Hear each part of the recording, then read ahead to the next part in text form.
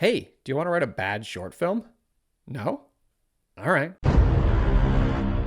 Let's start with how to come up with an idea that works specifically for a short film. Then we'll cover turning that idea into a story, and finally turning that story into a script. If you want, you can use the chapters to skip ahead. I would take it personally, but I'll never know you did it.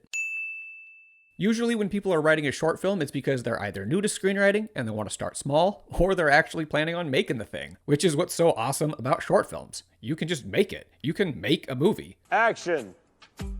Action! Action! No one's going to stop you. Unless you're trespassing or you stole the equipment, then they might try to stop you. If you're planning on making your short film, then your idea needs to be something that you can actually make. That might seem like it will limit your creativity, but limits are actually great for creativity because they literally force you to get creative. It's also helpful because instead of the overwhelming notion that your short film can be about literally anything in the entire universe, you can look around at the people, places, and things in your life for inspiration. In fact, even if you're not planning on making the short film, if you're just writing the script, it's still a great way to get an idea. What places in your life do you have access to? A bedroom, an office, a park, a barn, a garage, a skate park? What kind of story could you set in that place? What things do you have access to? A pair of roller skates, a replica samurai sword, a dartboard, a pet snake, or just a laptop? What kind of people do you have access to? What skills do they have? What skills do you have? An idea can start anywhere. You're just looking for something that crosses your mind that makes you go, ooh, that's interesting. Try to let that lead you to a character, because stories are about people.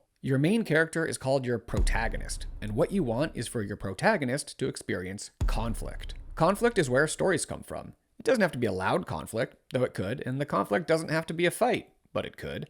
A conflict just means that your protagonist wants something, but something else is stopping them from getting it. Let's break that down. They want something, which means they have a goal. Something is keeping them from getting it. That means there's an obstacle. So the equation would be conflict equals goal plus obstacle. First, let's talk about the goal. What could your protagonist want? Well, literally anything. I want it! I want it! I want it! Generally, they either want something they don't have, or they want to keep something that they already have. So think about your protagonist. What do they want? Whatever it is that they want, you will have a much easier time writing your script if they really want it. That doesn't mean it has to be serious or life or death. It just needs to feel really important to your protagonist. If your protagonist doesn't care about their goal, there's a strong chance that your story's just gonna fizzle out. Fizzled out? Next, think about an obstacle that could be in their way. What kind of obstacle?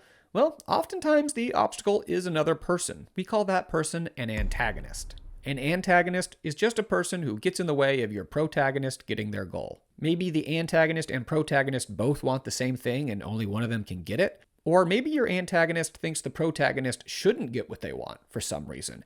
And the antagonist probably thinks they're right. I'm right! If you want to learn more about antagonists, I'll link to a blog post that I wrote about them in the description. But not all obstacles are people. It could be anything. It could be nature. It could be society. It could be something physical. It could even be the protagonist themselves, getting in their own way. Everybody's their own worst enemy. You're just looking for something that causes conflict. If you were writing a full-length feature film, there'd be a lot of obstacles of different kinds all throughout the movie. But short films are short. You generally want to keep it to maybe one obstacle that repeats a few times or takes a while to overcome, or a series of related obstacles that are kind of about the same thing. When you're trying to come up with obstacles, it can be really helpful to think about the kind of tone you want in your short film. Choose obstacles that will create a conflict that matches the tone of your short film. If it's a scary short film, the obstacle should create a scary conflict. If it's a comedy, the obstacle should create a funny conflict.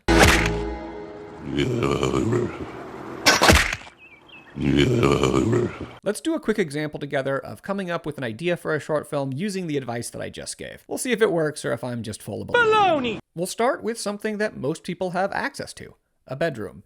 And what do people do in a bedroom? Yeah, they sleep.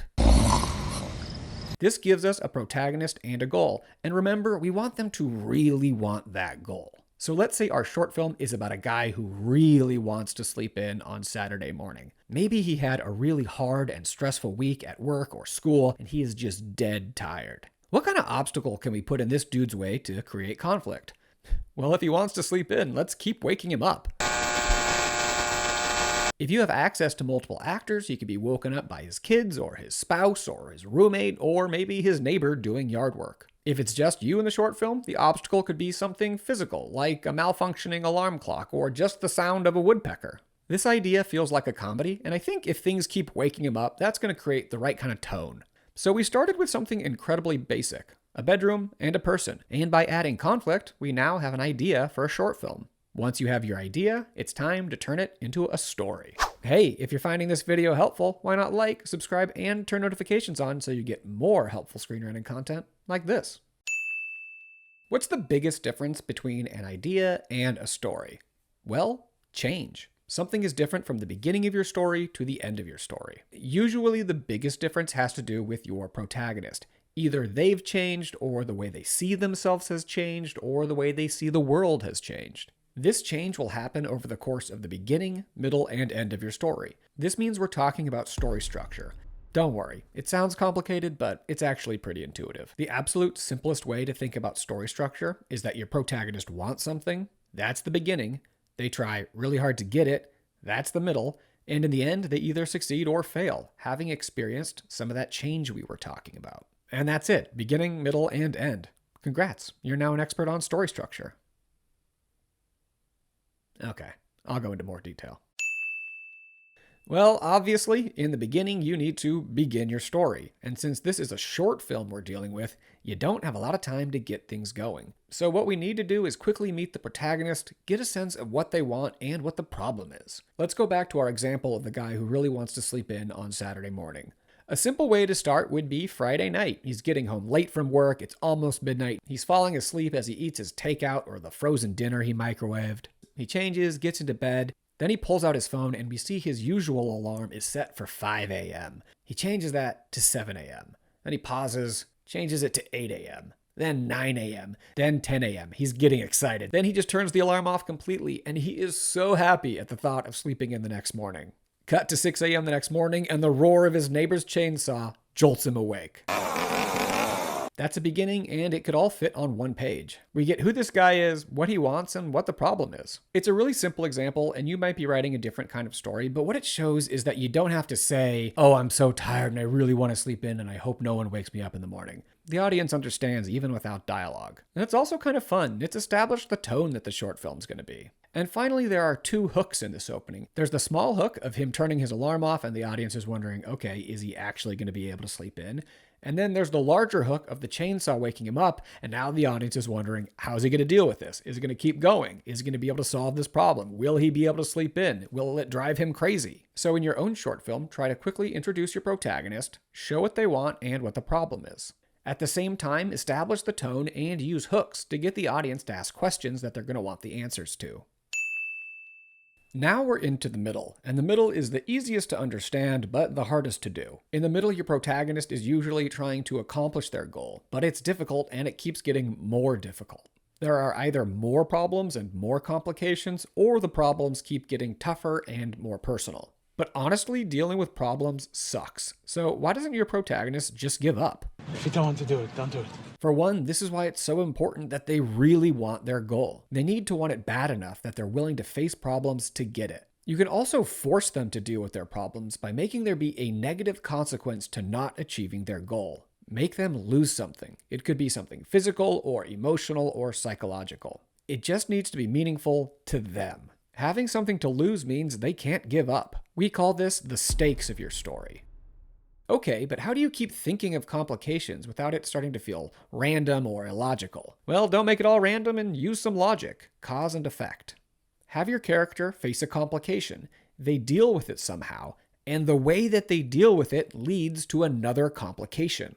Now they have to deal with that complication. Some of the complications can be a result of their own actions, and some can be the result of other characters or other things in the world. For example, my guy wants to sleep in. His alarm clock goes off. That's a complication. How does he deal with it? Let's say he's so frustrated he hits it so hard that he actually breaks the snooze button, and now he can't turn it off. That's another complication that's a result of his actions. Now he has to deal with the consequences. Your protagonist dealing with problems gives you your story, but it also reveals who they are. Our characters are defined by their actions. But it doesn't just stop there. By having your protagonist face more and more difficult challenges, they actually have to change who they are in order to overcome them.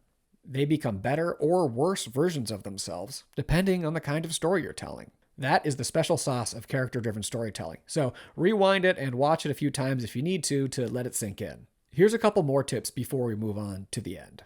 You can add some kind of surprise or twist in the middle of your story to make it more interesting. Maybe we learn something unexpected about the protagonist, or this problem that they're dealing with turns out to be bigger or more complicated or more interesting than we thought. You can also add a false victory. Make your protagonist think they got what they want, get their hopes up, and then rip it away. How they react to that devastation will really show who they are. Okay, now it's time to talk about ending the story. Before I talk about the ending, I want to bring up one thing you could call a secret ingredient. If you want to make the flavors of your story richer and bolder, you need to figure out why the protagonist wants their goal. Some deeper emotional or psychological reason. Give them something they need motivating their actions. In our example about the guy who just wants to sleep in on Saturday after a long week of work, we can give him a deeper reason why. Yeah, he wants to sleep in because he's tired, but maybe the deeper reason he wants to sleep in is that he feels powerless at work. And sleeping in on Saturday is the one thing he can do to show he still has control over his life. So when he keeps getting woken up, it means he's powerless at home too, and he just cannot handle that idea.